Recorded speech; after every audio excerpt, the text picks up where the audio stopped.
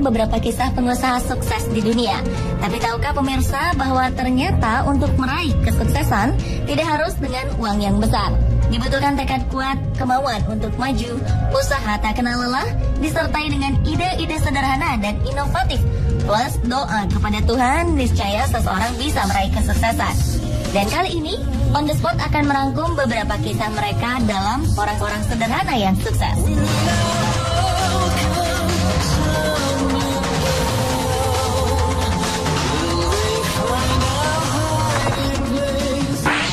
It's the most beautiful time of the year.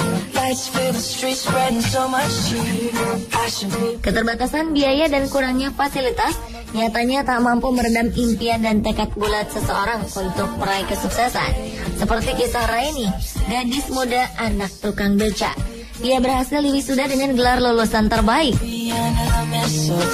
Segala keterbatasan Raini beserta keluarga tidak menjadi halangan baginya untuk terus mengejar impiannya menjadi seorang guru. Lulusan jurusan pendidikan akuntansi Universitas Negeri Semarang ini mendapat dukungan penuh dari keluarganya untuk terus berusaha mengejar impiannya. Sang ayah, Mugiono, rela pensiun dini dari pekerjaan sebelumnya hanya untuk mendapatkan uang pesangon demi membiayai kebutuhan perkuliahan anaknya dan memilih menjadi tukang beca. Tak hanya menjadi tukang beca, Mugiono juga menambah penghasilan untuk menafkahi keluarganya dengan bekerja sebagai seorang penjaga sekolah pada malam hari dengan bayaran 450.000 per bulannya. Melihat pengorbanan orang tuanya yang begitu besar untuk masa depannya, Raini tak menyia-nyiakan kesempatan. Ia berhasil merampungkan pendidikan S1-nya hanya dalam 7 semester dengan IPK nyaris sempurna, 3,96. The wise men follow the star, the way I follow my heart, and they led me to a hit the drink, take a coke, watch the past go up and smoke. Di Sidoarjo, Jawa Timur, Iwayan Dendra sudah puluhan tahun hidup serba kekurangan. Namun semua ini tak membuatnya patah semangat. Latar belakang keluarga tidak mampu menjadikannya seorang pekerja keras. Dengan sifat mandiri, kreatif dan suka berinovasi, serta tekad bulat dan tanpa mengenal rasa malu, Dendra memilih menjalani profesi sebagai pemulung. Putra pertama dari 3 bersaudara pasangan almarhum Inengas Sateng dan Ninyoman Teke ini akhirnya berkecimpung di dunia barang bekas. Jika dibutuhkan tenaga ekstra, Dendra tetap semangat mendatangi sebuah pabrik hanya untuk mencari limbah dan sampah bekas. Namun siapa sangka usahanya ini membawa dirinya menjadi seorang pemulung sukses dan mampu mengumpulkan keuntungan hingga puluhan juta rupiah per minggunya. Bapak 5 anak ini tak merasa malu akan pekerjaan yang mengharuskan dirinya berkecimpung dengan sampah dan barang bekas. Tidak hanya itu, ia juga sukses menjadi anggota legislatif di Sidoarjo, menjabat sebagai ketua DPC sebuah partai dan juga sebagai koordinator pemulung di Sidoarjo.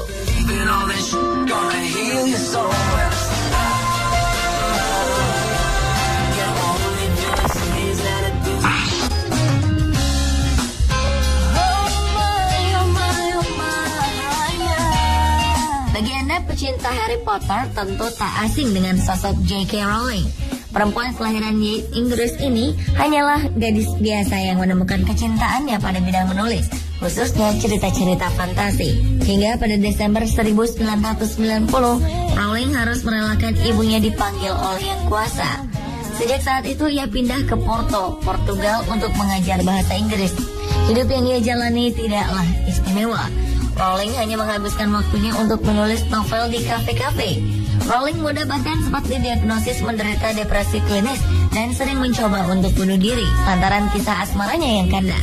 Dan dengan perpaduan bakat dan tekad, ia mampu untuk melewati semua tekanan yang ia alami. Kini berkat kesuksesan novel-novelnya, ia hidup sejahtera. Siapa sangka berawal dari kecintaannya dalam menulis, mampu membuat Rowling menjadi kaya raya. Kini hartanya mencapai 1,1 miliar dolar atau sekitar 13 triliun rupiah dan telah mampu menjual lebih dari 400 juta buku. Oh yeah, oh.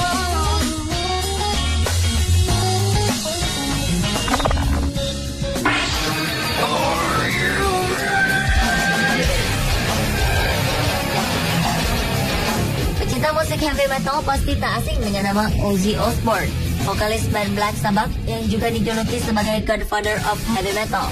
Ternyata di balik karirnya yang cemerlang, Ozzy Osbourne melewati tahap sulit semasa hidupnya. Lahir di Aston, Inggris, Ozzy tumbuh dalam lingkungan yang jauh dari kata cukup. Bekerja sebagai pembuat perkakas, orang tuanya bekerja keras untuk menghidupi Ozzy dan 5 saudara kandungnya. Selain itu, Ozzy juga penderita disleksia dan tidak mampu menunjukkan prestasi yang baik di sekolah, sehingga ia lebih melirik ke kegiatan ekstrakurikuler seperti musik dan drama. Namun sayang, di usianya yang ke-15, Ozzy putus sekolah dan menjadi buruh konstruksi. Guna bertahan hidup, ia melakukan berbagai pekerjaan seperti menjadi tukang ledeng, pembuat perkakas, dan menjadi buruh di pabrik mobil. Pengalaman hidupnya ini membuat Ozzy membulatkan tekadnya meraih mimpi menjadi seorang penyanyi. Dengan usaha dan bantuan dari teman-temannya, Ozzy mampu membuat bandnya sendiri, Black Sabbath. Hingga kini Ozzy masih terus berkarya. Ia telah menghasilkan 9 album studio, 3 album live, dan single-single yang masuk di peringkat atas tangga lagu di Inggris.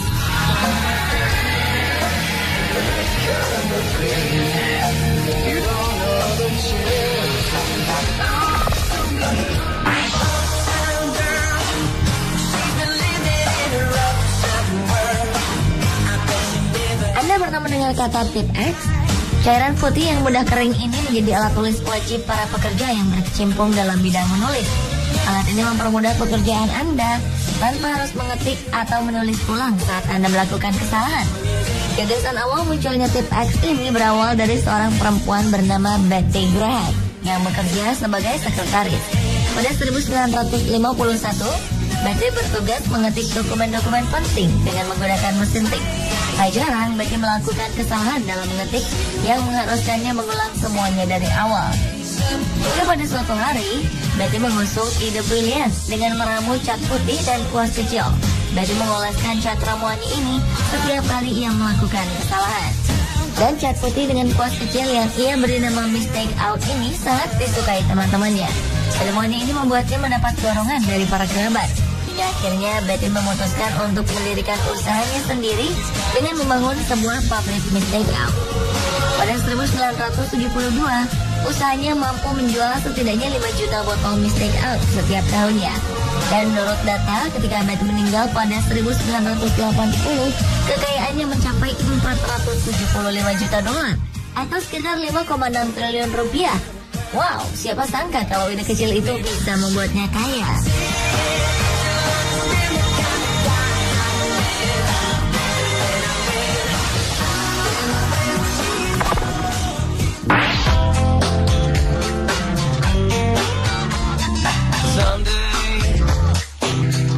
Rockefeller lahir di Richford, New York dan memiliki 5 saudara.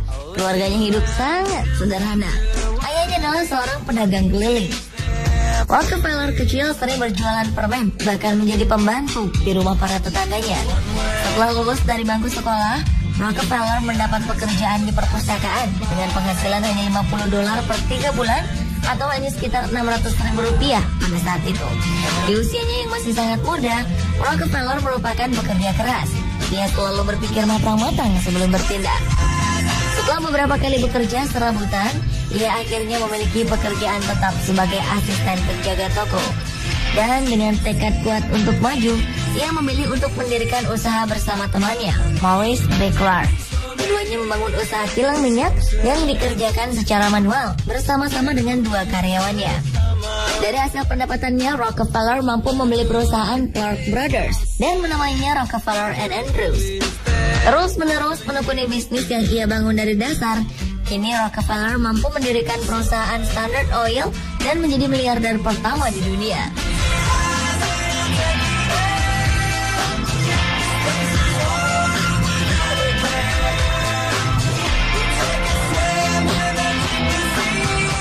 Pemirsa, itulah beberapa kisah sukses orang sederhana versi on the spot.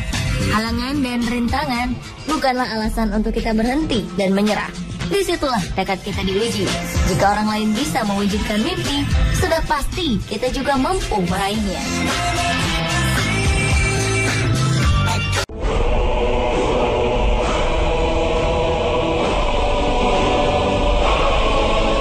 Pemakaman memang identik dengan suasana seram.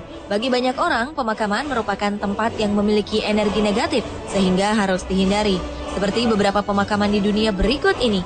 Karena berbagai kisah atau legenda yang menyertainya, maka makam berikut ini terkenal akan kemisteriusannya, bahkan sejak ratusan tahun lalu. Kebenarannya memang masih dipertanyakan, namun banyak orang yang mempercayai kisah misteri di balik makam-makam tersebut secara turun-temurun. Apakah kisah-kisah itu benar? Semuanya kembali pada kepercayaan Anda. Berikut On The Spot merangkumnya dalam 7 kisah misteri di balik makam.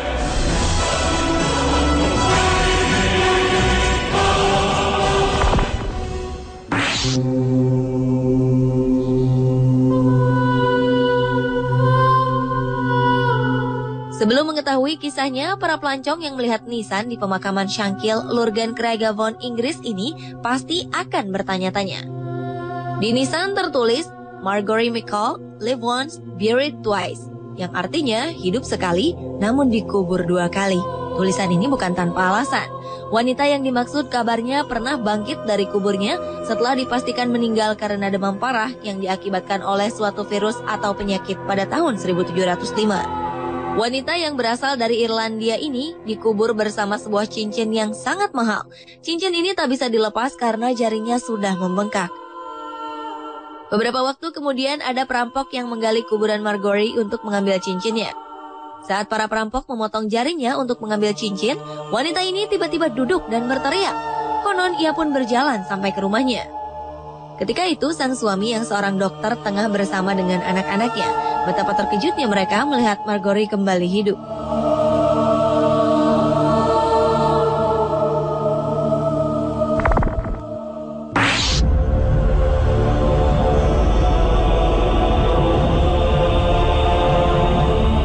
Jika kebetulan Anda sedang berlibur di New Brunswick, Amerika Serikat dan menonton bioskop di Lewes, jangan merasa aneh saat melihat sebuah kuburan di tengah area parkir.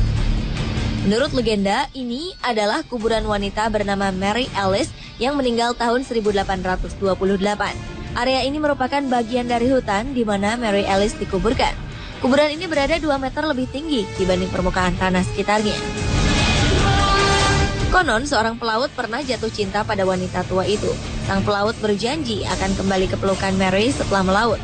Demi menunggu kekasihnya kembali ke darat, wanita ini pun setia hingga akhir hayat. Konon, kuburan yang ada di pelataran parkir ini adalah tempat Mary Ellis menunggu sang pelaut untuk melihatnya datang dengan kapal dari Danau Raritan di New Jersey, Amerika Serikat.